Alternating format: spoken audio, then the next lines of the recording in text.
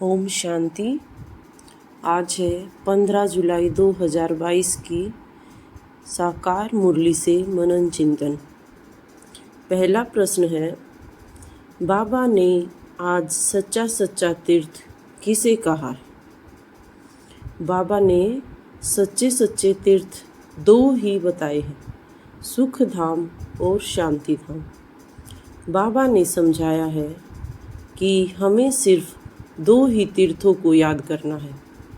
यही है मन मना भव, अर्थात अपने घर शांति धाम व वर्षे अर्थात स्वर्ग को ही याद रखो।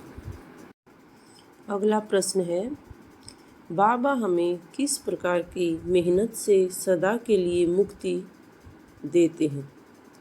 बाबा जानते हैं बच्चों ने आधा कल्प भक्ति मार्ग में दर दर ठोकरें खाई, बहुत मेहनत करके भी कुछ प्राप्त नहीं हुआ, एकदम जंगल में जाकर फंस गए।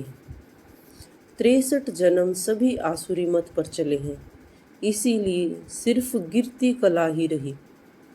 कितनी भी भक्ति करें, हमें केवल क्षणिक सुख ही मिला।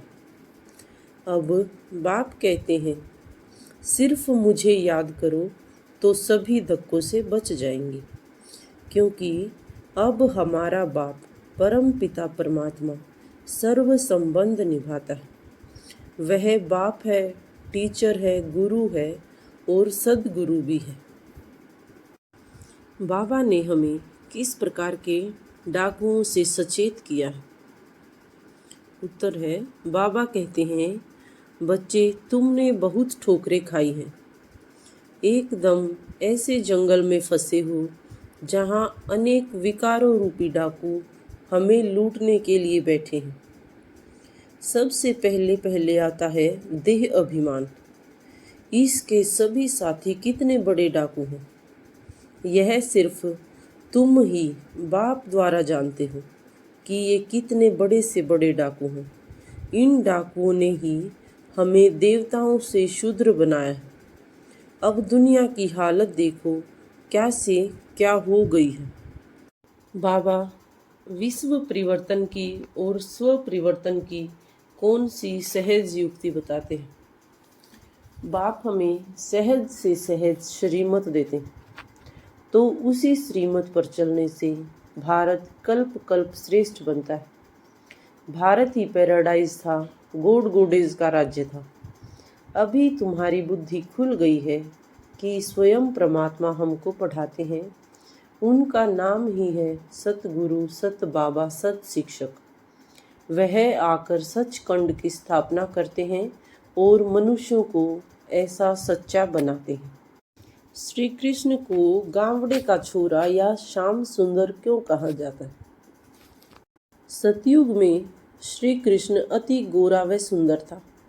वह स्वर्ग का मालिक या पहला प्रिंस था, परंतु फिर जन्म लेते लेते अंतिम जन्म में वह गिरती कला में आया। वह श्याम बन गया, अर्थात गावड़े का छोरा बन गया। कितना बड़ा मालिक अंत में कितना नीचे गिर पड़ते हैं। श्याम सुंदर का अर्थ भी यही है कि जो कभी सुंदर था वो काम चिता पर बैठकर काला बन पड़ा। आज की मुरली के अनुसार बाबा हमें बार बार क्या समझाते रहते हैं? बाबा अच्छी रीति हमें समझाते रहते हैं कि बच्चे जितना हो सके झरमुई झगमुई अर्थात समय व्यर्थ बिताना छोड़ दो। शरीर निर्वाह अर्थ जो सभी धंधा करना है वो करो, बाकी जो समय मिले मोस्ट बिलवेड बाप को याद करना है। ब्रह्मा बाप भी बच्चों को इतना प्यार करते थे, अर्थात लौकिक परिवार को प्यार करते थे, परंतु फिर भी सभी से बुद्धि योग हटा एक बाप से सच्चा सच्चा लव जुटा रहता था। तो बाप भी सर्विसेबल बच्चों पर बलिहार जाते हैं तथा छाती से लगाकर रखते हैं कि ये कितने दुखियों को सुख धाम का मालिक बना रहे हैं या सच्चा सच्चा रास्ता बता रहे हैं। किन साधनों से कल्प पहले विनाश हुआ था और अब भी तैयारी कर रहे हैं। बाबा बताते हैं, इन बॉम्ब्स आदि से ही कल्प पहले विनाश हुआ था। बचने का जितना भी प्रबंध करेंगे परंतु मरना तो जरूर है।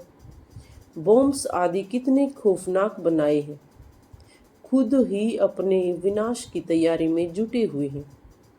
कल्प पहले मुआफिक सबके शरीर व धन दौलत मिट्टी में मिल जाएंगे, बाकी हम सब आत्माएं बाबा के पास पहुंच जाएंगी। अपने ऊपर हमें आपे ही कौन सी कृपा करनी। अपनी बुद्धि को नॉलेज से सदा फुल रखना है। बाप से आशीर्वाद या कृपा मांगने की बजाय पढ़ाई पर पूरा ध्यान दें। अपने ऊपर आप पे ही कृपा करनी है, अर्थात हमारे पुरुषार्थ के लिए हम ही जिम्मेवार हैं। इसमें बाप की कोई भी मदद नहीं मिल सकती है। बाबा ने आज के वरदान में कर्म व योग को एकाग्रता से कैसे जोड़ा। बाबा समझाते हैं कि कर्म व योग अलग नहीं है बल्कि साथ साथ है। जो कर्म व योग को साथ साथ लेकर चलता है उसे हर कार्य में सहज सफलता मिलती है।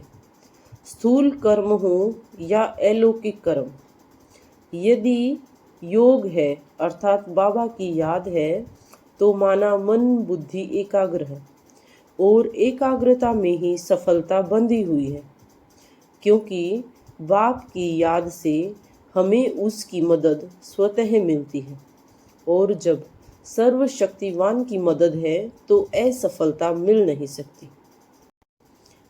आज का स्लोगन है, बाप के स्नेह का रिटर्न देने के लिए अंदर से अनासक्त व मन मना भव रहो। आज की मुरली से स्वमान रहेगा, मैं कर्मयोगी मास्टर ज्ञान की सागर हूँ, मैं एकाग्रचित आत्मा हूँ। शुक्रिया। ओम शांति, ओम शांति, ओम शांति।